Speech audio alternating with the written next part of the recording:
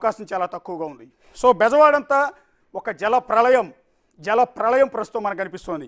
ఇక ప్రకాశం బ్యారేజ్ దగ్గర కృష్ణానది కరకట్టకు అటుపక్క ఇటుపక్క ఇష్టం వచ్చినట్టు కృష్ణానదిని ఆక్రమించి కట్టేశారు. ఆ పక్కంతానేమో గెస్ట్ హౌస్లు కట్టేశారు, ఈ పక్కంతా అపార్ట్మెంట్లు ఇళ్ళు కట్టేశారు. అలా అలా అలా పెంచుకుంటూ కృష్ణానదిలోకి వచ్చారు. ఇవన్నీ మునిగిపోయాయి. ఇప్పుడు ఒక్కసారి ప్రకాశం బ్యారేజీ కరకట్ట అంటే తాడేపల్లి వైపు ఉన్న కరకట్ట మీదకి వెళ్తే అక్కడ మంతెన సత్యనారాయణ రాజు గారు అనే పెద్ద ఆయన అతిపెద్ద ఆశ్రమం కట్టాడు చాలా ఏళ్ల క్రితం.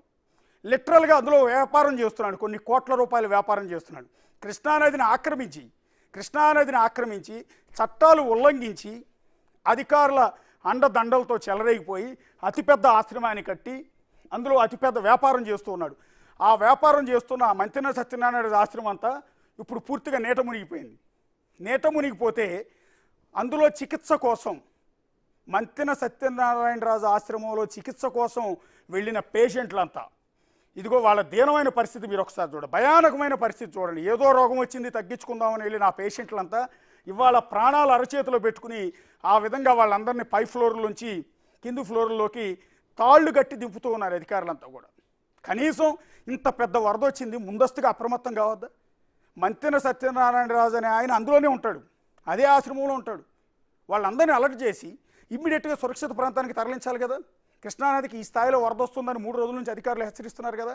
అయినా కూడా ఎక్కడ తన పాపాలు బయటపడతాయో, ఎక్కడ తన ఆక్రమణలు ప్రజలకు తెలుస్తాయన్న ఉద్దేశంతో బహుశా అధికారులకు సహకరించలేదు, వాళ్ళందరినీ తరలించే ప్రయత్నం చేయలేదు. ఇప్పుడు ఆ జనాల ప్రాణాల మీదకి వస్తే దాదాపు 4 అంతస్తులు 5 అంతస్తులు ఉంటుంది ఆ మంతెన సత్యనారాయణ రాజు ఆశ్రమం. అది కృష్ణానది నీళ్ళలోనే ఉంటుంది ఒక విధంగా చెప్పాలి అంటే. కృష్ణానదికి వరద తక్కువ ఉన్నప్పుడు ఆశ్రమం కనపడుతుంది, వరద ఎక్కువ వచ్చినప్పుడు ఆశ్రమం మొత్తం మునిగిపోతుంది. అలాంటి ఆశ్రమంలో ఆ పెంకుల మీద నుంచి అధికారులు దగ్గరుండి వాళ్ళందరినీ తాళ్ళు కట్టి ఈ రకంగా ముతకాళ్ళందరినీ కూడా, ఎందుకంటే అక్కడ పేషెంట్లకు వయసులో ఉన్న వాళ్ళు పెద్దగా అవసరం లేదు మంతెన సత్యనారాయణ రాజు ఆశ్రమంలోకి. అందరూ కూడా వయసు మళ్ళిన వాళ్ళకి ఎక్కువ అవసరం ఉంటుంది. అనేక రకాల హెల్త్ ప్రాబ్లమ్స్ వాళ్ళందరూ అక్కడికి వెళ్ళారు. పాపం ఆ వయసులో వాళ్ళకి ఎంత కష్టం వచ్చిందో చూడండి. వాళ్ళందరినీ పైనుంచి కిందకి తాళతో ఏ రకంగా దింపుతున్నారు చూడండి. అక్కడ ఒకసారి మా కొలీగ్ సాయి శంకర్ ఉన్నాడు మంతెన సత్యనారాయణ రాజు దగ్గర. సాయి, ఎలా ఉంది అక్కడ సిచ్యువేషన్ అంతా కూడా? మొత్తం వాళ్ళందరినీ దింపేశారా, ఇంకా దింపుతున్నారా?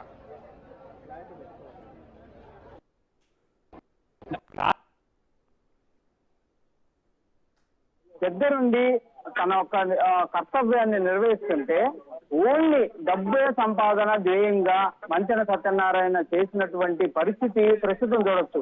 ఒక్కొక్కళ్ళు ఇక్కడికి వచ్చిన పేషెంట్ల పరిస్థితి ఏ విధంగా ఉందంటే చూడవచ్చు. మనం విజువల్స్ లో ఒక లేడీ కొంత ఏజ్డ్ పర్సన్ తను ఒక పీక్ లాగా అంటే డైరెక్ట్ గా దిగలేని సిచ్యువేషన్, మొత్తం మునిగిపోయినటువంటి సిచ్యువేషన్లో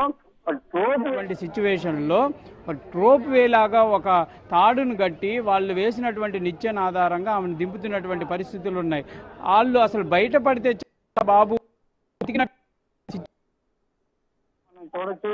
ప్రతి ఒక్కళ్ళు కూడా లోపల నుంచి తమ ప్రాణాలు కాపాడుకోవడానికి ఒక కొండలెక్కి దిగుతున్నట్టే, అంటే ఒక బిల్డింగ్ లో నుంచి ఇంకో బిల్డింగ్ లో జంప్ చేసి వాళ్ళు అక్కడి నుంచి ద్వారా కిందకి దిగుతున్నటువంటి సిచ్యువేషన్ చూడొచ్చు. ఒక ముసలి వ్యక్తి కూడా ఇప్పుడు దిగుతున్నారు.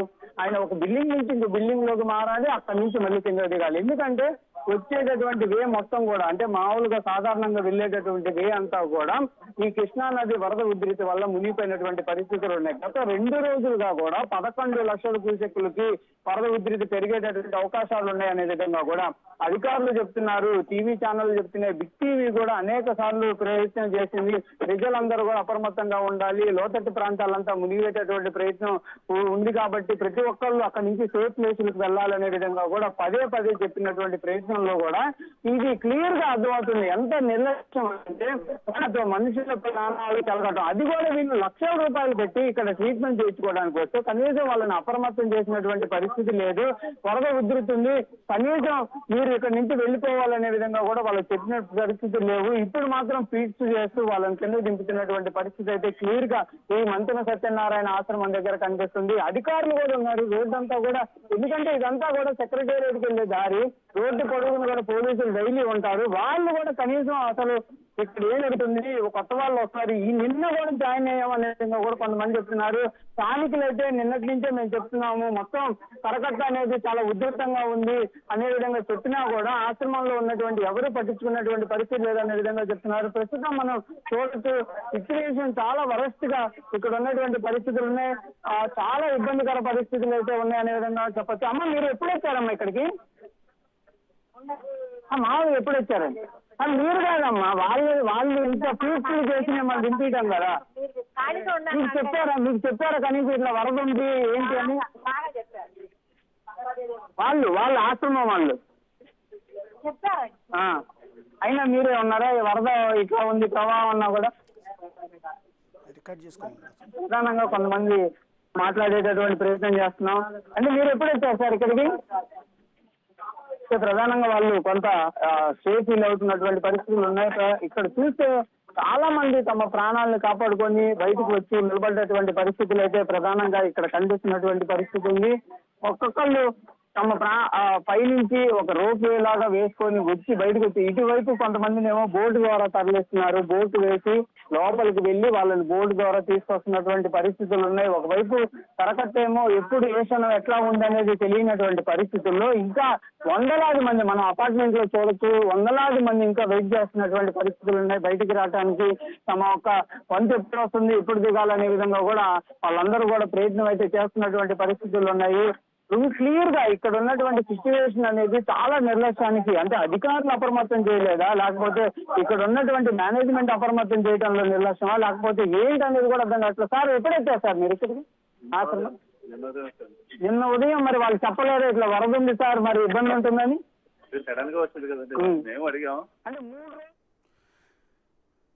అది మంతెన సత్యనారాయణ రాజు ఆశ్రమం దగ్గర పరిస్థితి. లక్షలు కట్టి ఆశ్రమంలో చేరతారు చాలామంది. కృష్ణానదికి గత 3 రోజులుగా వరద వస్తుంది. గతంలో ఎప్పుడూ లేనంత విపత్తు వస్తుందని అధికారులంతా హెచ్చరిస్తూ ఉన్నారు. సీఎం చంద్రబాబు నాయుడు హెచ్చరిస్తూ ఉన్నాడు. అలాంటప్పుడు నిన్న అందులో ఉన్న పేషెంట్లందరినీ, కొన్ని వందల మంది పేషెంట్లు ఉన్నారు, కోట్ల రూపాయల వ్యాపారం జరుగుతుంది, వాళ్ళందరినీ తరలించాలా లేదా వేరే వాళ్ళకి?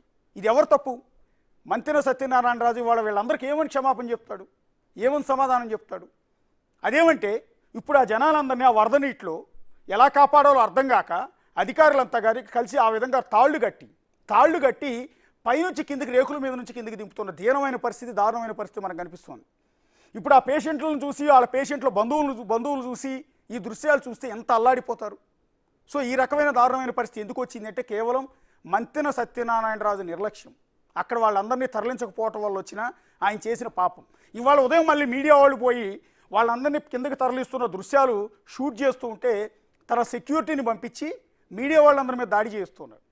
దీన్ని కవర్ చేయొద్దు, మా పాపాలేవి బయటకు చూపించొద్దు, మా వ్యాపారాన్ని బయటకు చూపించొద్దు, మా ఇష్టం జనాల ప్రాణాలతో మేము ఇట్లాగే ఆడుకుంటాం, తాళ్ళు గట్టి దింపుకుంటాం, బోట్లు బట్టి లాక్కుంటాం, ఈడ్చుకుంటాం, మీకెందుకు, ఒకవేళ కొట్టుకుపోయినా మీకెందుకు, మీడియా వాళ్ళు ఎవరు కూడా కవర్ చేయొద్దంటూ సత్యనారాయణ రాజు ఆశ్రమం దగ్గర మీడియా పైన దౌర్జన్యం చేయించే పరిస్థితి కనిపిస్తుంది. ఇదే మంతెన సత్యనారాయణ రాజు ఆశ్రమం కృష్ణా కరకట్ట మీద ప్రకాశం బ్యారేజ్ దాటిన తర్వాత తాడేపల్లి వైపు కరకట్ట మీద దాదాపు 15 ఏళ్ల క్రితం నిబంధనలకు విరుద్ధంగా కృష్ణా కరకట్ట ఆక్రమించి ఈ విధంగా కట్టిన అతిపెద్ద ఆశ్రమం.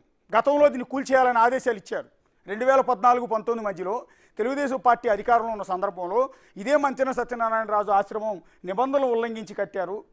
ఇది నిబంధనలకు విరుద్ధంగా కృష్ణానది మధ్యలో కట్టారు. సో దీనివల్ల ఎప్పటికైనా ప్రమాదం ఉంటుంది. ఇలాంటి వరదలు వచ్చినప్పుడు ఇంకా ఇబ్బందులు ఉంటాయి, అందులో ఉన్న ప్రాణాలకు ఇబ్బంది కలుగుతున్న ఉద్దేశంతో దీనికి నోటీసులు ఇస్తే తనకున్న పలుకుబడితో, అర్ధబలంతో, అంగబలంతో దాన్ని ఆపిచ్చేశాడు మంతెన సత్యనారాయణ రాజు గారు. అదేమంటే ఉదయాన్నే టీవీలో కనపడే నీతులు చెప్తూ ఉంటారు, ప్రవచనాలు చెప్తూ ఉంటాడు. మరి ఇప్పుడు దీనికి ఎవరు మూల్యం చెల్లిస్తాడు? ఈ విధంగా రోపులు కట్టి, తాళ్ళు కట్టి కిందకి దింపుకోవాల్సిన దారుణమైన పరిస్థితి ఎందుకు వచ్చింది అంటే సమాధానం చెప్పరు, అంతా మా ఇష్టం అంటారు. సరే, ఇక మంతెన సత్యనారాయణ దగ్గర ఆ 100 మందిని అదే రకంగా దింపుతూ ఉన్నారు.